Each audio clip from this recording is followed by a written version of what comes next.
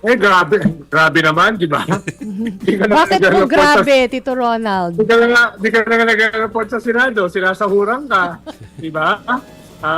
Tapos biro mo, medyo ang kapal naman ng mukha mo, nag-request ka pa ng mansion, ng Senate Mansion House sa Baguio para yung pamilya mo ay makasali sa isang shooting competition sa Baguio. No? Parang medyo off. Parang medyo off.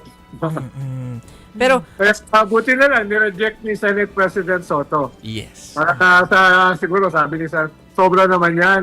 Actually, may naka-file na case sa Senate kung ano ba talaga ang gagawin kay Bato. Diba?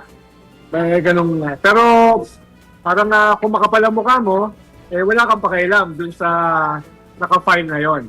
Talagang isasagad mo yung entitlements. Yeah. At ang tingin niya, entitled siya dito Senador siya Yeah. Kahit siya ay absent ng ilang buwan it doesn't matter. Senador ako, entitled ako rito, no?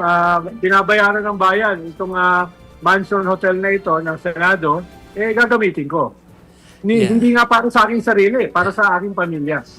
Parang gusto ko nga padala ng link ng Agoda at saka ng Booking.com. Baka naman makahanap ng ibang lugar na pwedeng tirhan doon. Baka Ang dami iba- dami. Pwede ka naman mag-Airbnb. Airbnb. Oo. Wala naman, di ba? Pwede ka naman mag-Airbnb.